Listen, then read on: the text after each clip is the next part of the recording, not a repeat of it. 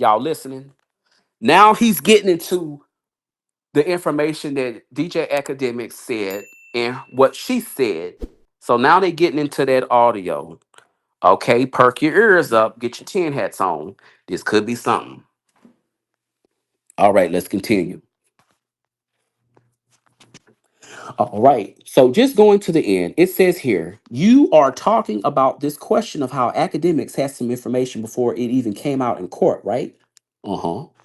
And somebody got in trouble for that, right? That's what you're talking about here. Here go Milagro. Did someone get in trouble? I don't know. Question. Well, you say because academics got the same sources I got. She says, okay, so let's go with that. She says, okay, what sources do you believe that academics also has? And she busted out, I'm referring to, and then she stutters. I got a lot of tips from listeners. So I had a hotline, still have it, a Google Voice number to people would send me information. People DM me on Instagram. So there were a lot of, he says, okay, it's just unsolicited people calling and saying, I got a tip. But what about you must know who the source is that you overlap academics, right? Who were you both relying on? It sounds like it's the person who maybe knew Tory's strategy before it came out. Yeah. She says, no. What happened was the case was, and then it shows she stuttered, something people were interested in. So you had people from all over tuned in and giving quote unquote tips. Why would some random tipster have inside intel on Tory's what he is going to do in court that day? Because people are at the court walking up and down the hallway, listening in and sitting in, question. And was that your source? Someone who heard something in the hallway at court? She says, I couldn't say how they got the information. But by the time it came to me, I felt like it was true. He says, okay, can you give me a name of a single source you relied on to say what you were saying about the Tory case? She says, no. He says, you don't have a single source that you know their name? She said, well, it's social media users. Like I said, I was getting tips. He says, so I'm just saying, in terms of reliability, I'm sorry, y'all, and how much diligence you did. You didn't know the name of any of the people you relied on to put all this stuff out? She says no. So what will happen is if someone gave me some information, I would try my best to follow up on it. So sometimes based on the information, if it turned out to be accurate, that would be someone I would be more liable to kind of consider if they gave me something else.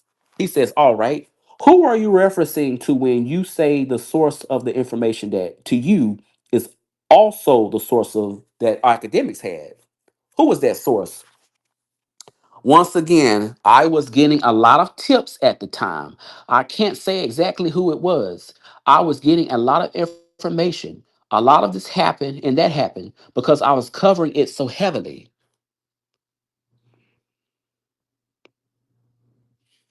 Milagro, you know exactly who the fuck sent you that goddamn message, in my opinion. Stop the fucking capping. Okay, so let's continue. All right. Tell me everything you know that caused you to think that source was reliable or knew that they were talking about or had any basis to say what they said. She says, so when I got that information, different ways, people were, like I said, were sending me. And then he says, well, stick with one. Give me one example of how you really got it, not general. I want specifically how you came from a source to get information, everything you knew about them, their reliability. What got you in a position to keep putting this stuff out? She says, well, in terms of this particular thing, it wasn't me being able to rely on the person per se. When academics would also echo the same sentiment, I felt like, well, maybe it was more valid. I felt like we have to be getting information from the same people because I heard that too.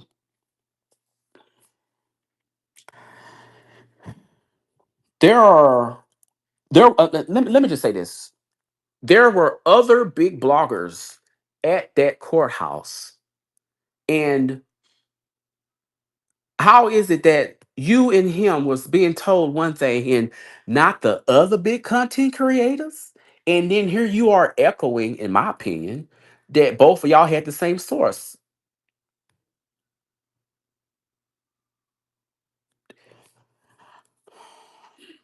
He says, he says, I understand that, but you said affirmatively, academics has the same source I have, right? She says, right, because if he is repeating the same thing, it had to be, it can't be too many different people, I wouldn't think. He says, why? You are just guessing about what is going on there, right? Aren't you? She says, yeah, yeah. He says, it could be a complete setup. People just feeding you stuff, right? She says, it could be. He says, any reason to believe it's not that? If you don't literally know who you're dealing with, she says, I don't know. But once again, I felt like academics had a substantial platform and that he wouldn't risk it if he didn't believe it enough. So I felt like, yeah, it's more than likely true. And he says, and above that, it says academics deleted his shit. She says, uh-huh. And he said, what's that mean? She says academics got into a spat with Megan about it, and he ended up just deleting his tweet. And he says, and you are saying really loud and proud, I'm not deleting shit, right? And I stand by my. And she busted out. It's not about being loud and proud. It's don't be attacked and cower. He says, even if you are lying your ass off, she said, well, once again, how do you know you're lying? He says, how do you know you are not? And she says, that is why. He says, what do you have to show me right now that says that was untrue? What I said? She said, that's why. And she skipped. Then he says, some random social media hotline thing. She says, that is. And he says, from a name you don't know. She said, that's why it's important for people to answer to it. You don't know until it's confirmed or denied. He says, so you feel free to say whatever you want, true or false, and let them deny it. Y'all see the point that he's painting. I I skipped through this to almost the half of this. It's 600 pages of this deposition, and I skipped down to half of it. Based off of what I've read so far, do y'all not see the picture that he's painting? Basically, what she is doing is she is claiming to have been given information. She's claiming that she doesn't know any of these people that she's gotten the intel from, and she's putting it out. He's also claiming that the information that she's putting out, she doesn't know it to be factual or true, and she's basically, in other words, in his opinion, she's putting it out, and she's basically saying, okay, what's up to them to deny it? Do y'all not see the picture that's being painted? How many times, just off the record, y'all, in our opinions, how many times have people given her stuff and without her actually even doing a fucking fact check, she went out and posted some shit and then turned around and had to delete it? But okay,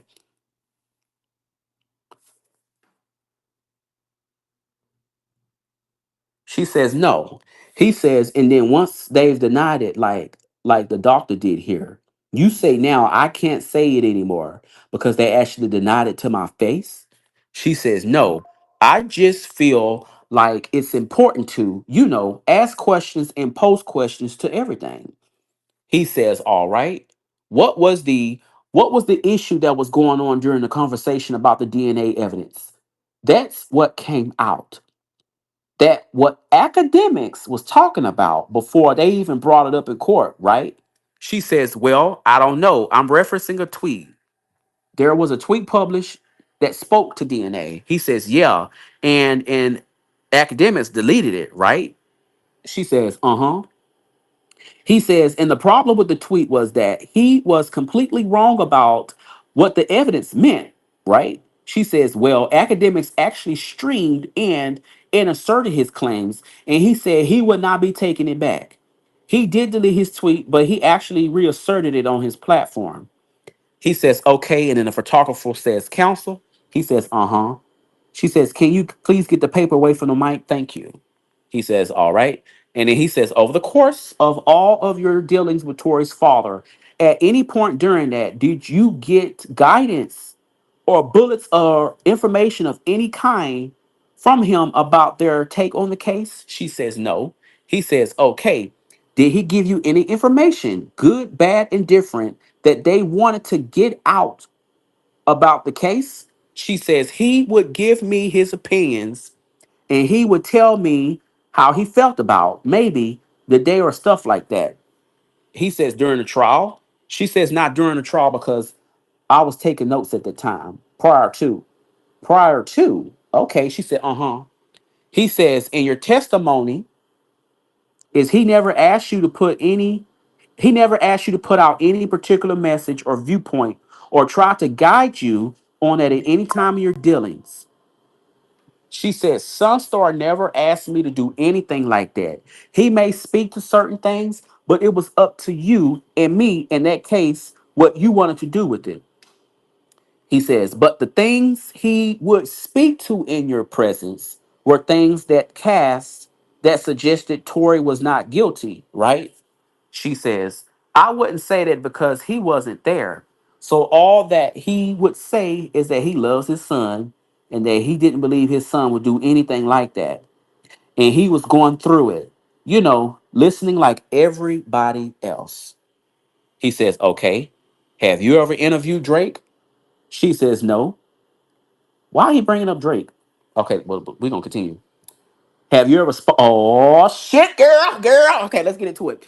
Have you ever spoken to Drake? She says, no. Have you viewed Nicki Minaj? She says, yes. He says, how many times? She said, maybe four. And he said, what was the most recent time? She said, maybe 2024, maybe. I'm not certain. And when was the first time? Maybe 2022, maybe. I'm not certain. Okay, so four times. And how did those interviews come about? Did you reach out to her? She's famous. She said the first time that I was able to get to do an interview was through the woman that I worked with on site. It's a personal friend of hers. So I was actually through co-hosting that show able to interview her on the platform first. He says, all right. So I know you talked about it. This on site. Is this one of your platforms?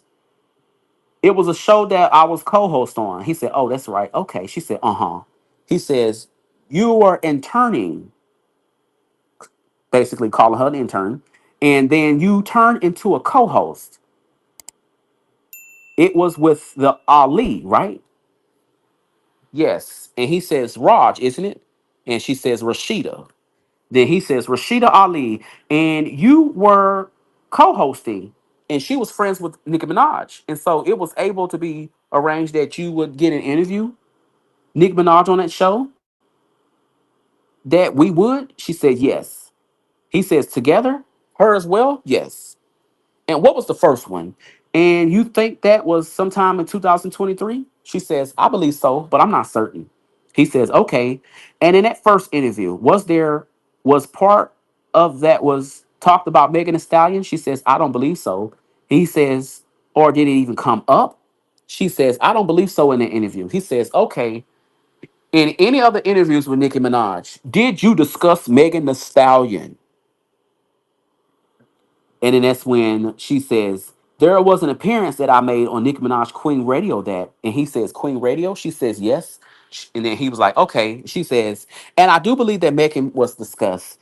And I was asked a question and I worked around it. So I didn't speak on Megan during that segment, but I do believe she was referenced and was a topic. He said, okay. And what was that Queen Radio interview?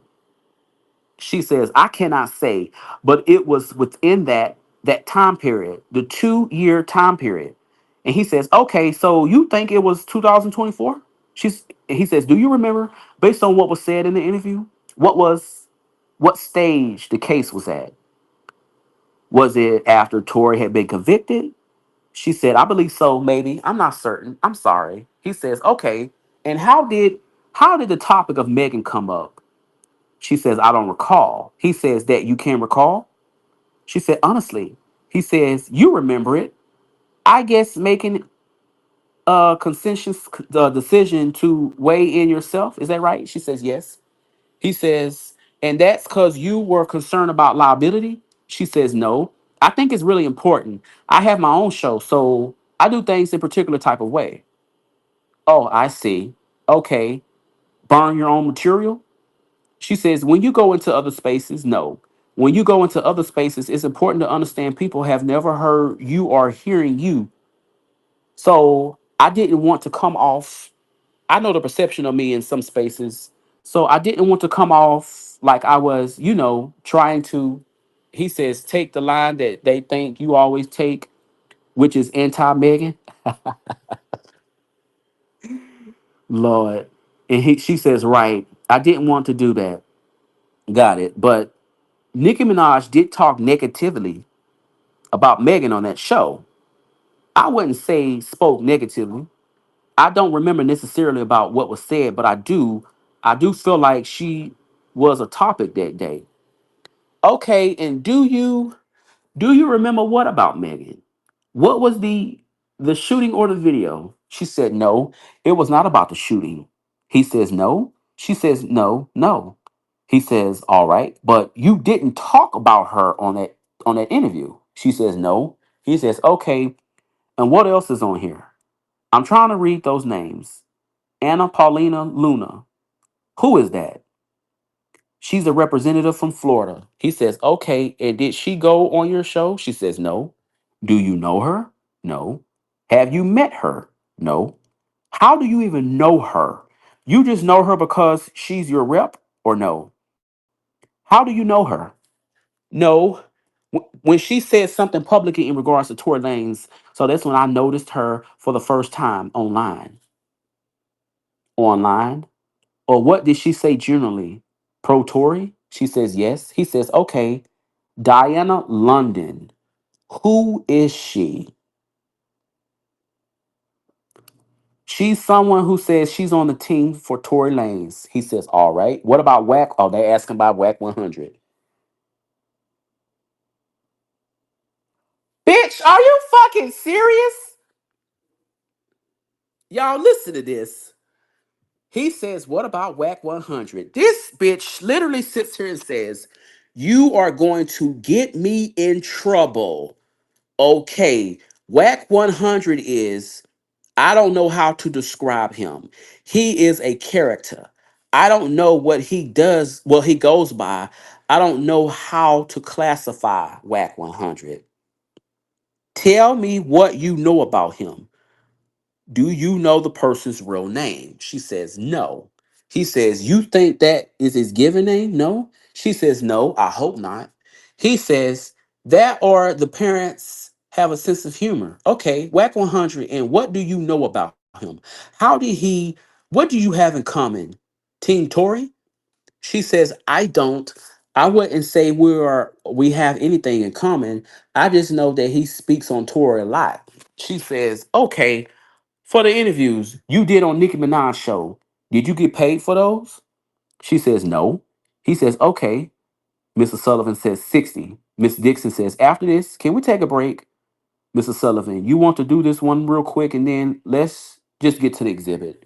Miss Harpetion, let's do this and then one more and then Miss Sullivan says, okay. So they mark exhibit 60 into identification.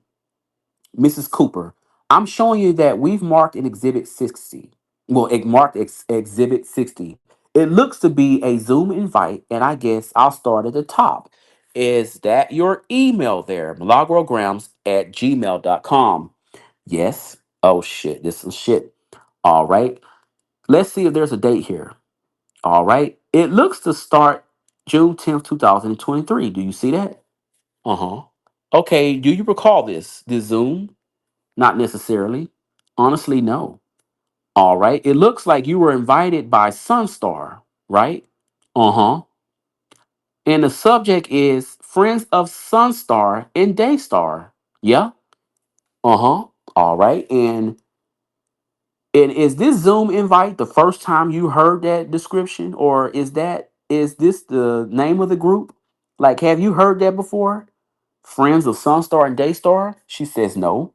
He says, okay, do you consider yourself a friend of Sonstar and Daystar? She sits here and says, not necessarily no. He then says, did you say anything to him when you said, why are you having me in this group? She says, no, I don't even know. I don't recall this meeting actually. He says, all right, well, let me ask you about those people. So in attendees, it's got Sunstar, it's got you, and he says, uh-huh. Well, she says, uh-huh. He says, do you recognize the third one? Duan Diddy? Well, how you say is it? Duanity? Duanidy. That's the person name. And she says, I do not. And he says, what about Joyce Bryant 516? She says, no. And he says, how about the king's first daughter? She says, no. And he says, how about Tiwa Tia? And she says, yes, I do know her. Who is Tiwa Tia? A blogger. And do you know the person's real name? I don't know. I think it's Tia, Ashley. You hung out with her, so you don't know her real name? Didn't y'all hang out with each other at the trial? But, child, okay. He says, all right. And did you come to know about Tia with the T? Well, yeah, Tia with the T. She came to some sort of sequent. Whatever was going on with the case, that was a court appearance. She came to one, and I met her there. Yep, that's what I just mentioned. You met her in the courthouse, like watching the proceedings. She says, yeah, she came down for one of those dates. Okay, one of the dates in the trial itself, or it was after the fact. She says, after? Okay. She says, uh-huh. But maybe the motion for the new trial or and she says, I couldn't say what it was exactly, but I know it was after the trial for sure. Y'all hold on. Let me close my blinds. Give me 1 second. Alexa, turn on all lights. Okay, sorry about that, y'all. All right, let me continue. I couldn't say that it was exactly, but I know it was after the trial for sure. And was Tia also covering the trial like you were? I couldn't say. I wasn't aware of her prior. Is there anything else you know about her that you haven't told me? Like, what does she do? You follow her post on social media? She says, I have personally never heard of her. He says, okay, is this the so you ran into her at court?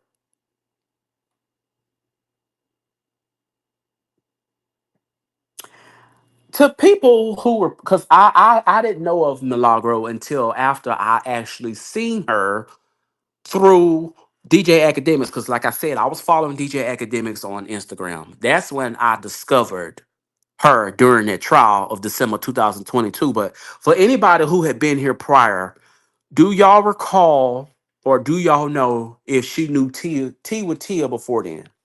I don't know that answer. But if y'all do, if y'all can put it.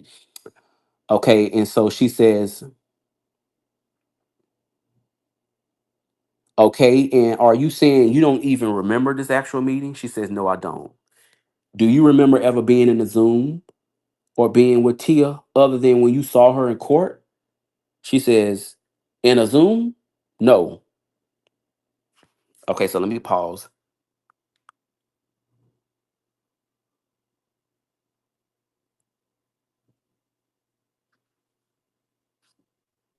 So she was okay.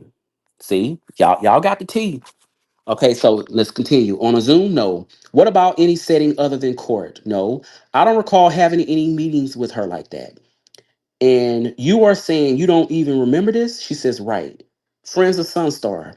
Putting aside the date, this June date, were you on other Zoom calls, regular calls, conference calls, any kind of communication with groups of people who were reporting Tory? She says, there were some emails. There would be like a blast from Unite the People when something got filed, and they would send the documents. So I was like, CC in on those emails. He says, on those groups. What was it? And the group chat she says the group chat have a name. She said it was an email. No, it was just the email with the different people, whoever they were sending it to. So y'all know what I'm thinking. If they subpoenaed and they actually got her metadata, they can go back to their email. And if Unite the People sent their email out to everybody, they can then go in and look at the CC reference. They will see her name amongst whoever else they sent that to. But I guess that's not relevant in this case, but it can be done. Okay, so let's continue. He says, uh-huh. And as far as you can recall, you never attended any meetings, either virtual or in person, of the Friends of Sunstar and Daystar? She says, no, I don't recall that. He says, okay. Did you ever get briefings or updates or intel on what was coming up with the legal strategy? She says, no. He says, in what positions were they going to take on things? What they were going to be telling to the media? Anything like that? She says, no. I would just, after things were published, after they did whatever they did, we would get an email with the paperwork. And then, if it was big enough, that's when Caesar will come on my Instagram and talk about it to try to help the audience understand what was taking place at the time. He says, okay, in the origin, whatever the thing was that was coming out with, that was from these emails. She says, yes. And that the source of that was somebody from Unite the People? She says, yes. He says, okay. And as far as you know, is Unite the People still involved with Tory's case? She says, I don't know what they're doing. He says, and they're not involved with your case? She says, no, not anymore. He says, and is the reason that they stopped being involved? It's just a money reason? She says, from my understanding, it was their choice, not yours. She says, yes, their choice. Are you still